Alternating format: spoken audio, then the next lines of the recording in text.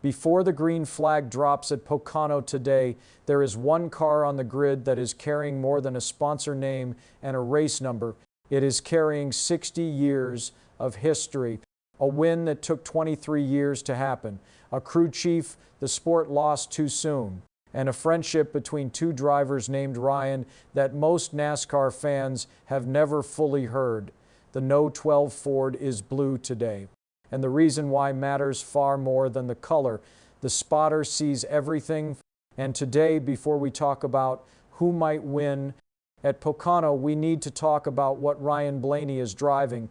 Because today at Pocono Raceway, Ryan Blaney's No. 12 Team Penske Ford is wearing a very special paint scheme. Light blue, white streak down the side, the exact same livery that crossed the finish line first at Daytona International Speedway on February 17, 2008. Ryan Newman's Daytona 500 winning Alltel scheme. And the story of why this tribute is happening today, minus on this track, in this year minus is one of the best NASCAR stories of 2026 that almost nobody is telling properly. My name is the spotter, and this one deserves to be told right. To understand what today means, you have to understand what Team Penske is. Roger Penske started his racing organization in 1966, 60 years ago, at a time when NASCAR was still a regional sport running on dirt tracks and small ovals across the American South. Roger Penske was building what would become one of the most dominant motorsport empires in the history of the sport. Not just in NASCAR, in IndyCar, Team Penske has won the Indianapolis 519 times, 19 in NASCAR. They have won 2 of the last 4 Cup Series championships. They have produced champions. They have produced legends. They have defined what it means to run a professional, well-organized winning racing team. And in 2026, Team Penske turns 60. All season long, the team has been celebrating that milestone, different paint schemes at different races, tributes to iconic wins, a walk through the history that made the No. 12 Ford what it is today. And for Pocono this weekend, they chose a very specific moment to honor. They chose February 17, 2008, the night Ryan Newman won the Daytona 500. Here is the story of that night, and if you know it, stay with me minus because there are details that even longtime fans forget. Going into the 2008 Daytona 500, Ryan Newman had not won a race in 81 starts, 81 races without a win. That is not a slump, that is a drought. Newman was known as one of the fastest qualifiers in NASCAR history, minus the man could put a car on the pole faster than almost anyone who ever lived. But race wins had become elusive in a way that was starting to define his career in the wrong direction. He had a new crew chief in 2008, Roy McCauley. McCauley was not a household name. He was not famous. He was the kind of man who did his work in the background, built trust with his driver, and made the team better every single week. Newman and McCauley had actually worked together before in the Nationwide Series, combining for 6 wins back in 2005. Now they were together again at the biggest level, and on the biggest night of the year, they showed what that partnership could produce. The 2008 Daytona 500 was the 50th running of the great American race. For most of the night, it looked like it was going to belong to Joe Gibbs Racing. Tony Stewart was strong, Kyle Busch was fast, the Gibbs Toyotas were running at the front like they owned the place. But with 1 lap to go, something extraordinary happened. Tony Stewart, running in the lead in the high lane, saw Kyle Busch charging hard on the bottom. He dropped low to block. The 2 Gibbs cars got tangled up with each other, and at the last possible second, Newman and his Penske teammate Kurt Busch came flying past on the top. Newman described what happened in terms that no NASCAR fan who was watching ever forgot. He called it minus, and this is a direct quote, minus a push from heaven, because the push that sent him to the front of the Daytona 500 on the final lap, it came from Kurt Busch. Newman crossed the line first, Kurt Busch second.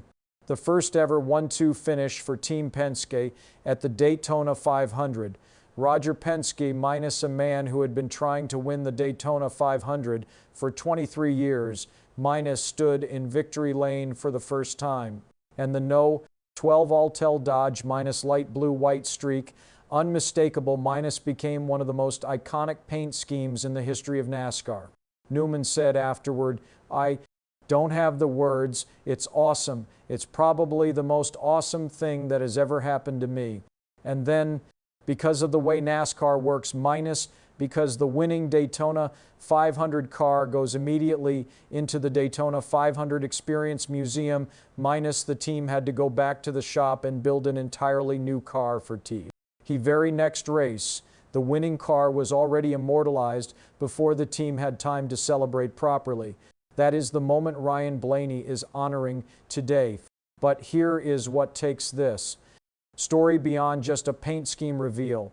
There are 3 layers to this tribute, and each one matters. Layer 1 is the obvious one, Team Penske's 60th anniversary. They are spending 2026 looking back at the wins that built them. The 2008 Daytona 500 is one of the biggest of all of them. Running the scheme at Pocono is part of that celebration. Layer 2 is Ryan Blaney himself. Blaney is not just any driver wearing a tribute scheme. He raced alongside Ryan Newman for several years during Newman's final chapter at the Cup level. They were teammates and colleagues. Newman was one of Blaney's favorite drivers to watch growing up, minus he said so himself this week. "I had the pleasure to race with Ryan for a handful of years before he retired," Blaney said. "He's one of my favorite drivers to watch growing up. The Alltel scheme was really iconic. The blue is beautiful." He also added something that tells you this is not just a marketing exercise. "That win has a lot of history," Blaney said. "That paint scheme is very memorable. It's one of my favorite paint schemes growing up. This is a man who genuinely wanted to run this car." And Newman himself said something that stuck with the spotter. "Throwback schemes have always been cool, but keeping it internally is a different kind of special. Really proud and honored to be a part of the history at Penske, both Ryanus." In the same shop, looking at the same light blue car, one who drove it to the Daytona 500 victory, one who will drive it today at Pocono. That is a moment. But the third layer is the one that hits hardest. Layer 3 is Roy McCauley, the crew chief who stood on top of that pit box in 2008 when Newman crossed the line at Daytona. The man who had worked with Newman before, who knew how to get the best out of him, who was at the center of the first Penske Daytona 500 win.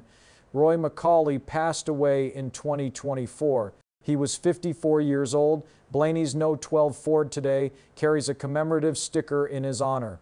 So when that car goes around Pocono Raceway today in the light blue and white minus, it is carrying Ryan Newman's Daytona 500 victory. It is carrying 60 years of Roger Penske's dream. And it is carrying Roy McCauley's legacy. That is not a paint scheme. That is a moving tribute going 200 miles per hour. Your take here is what the spotter thinks.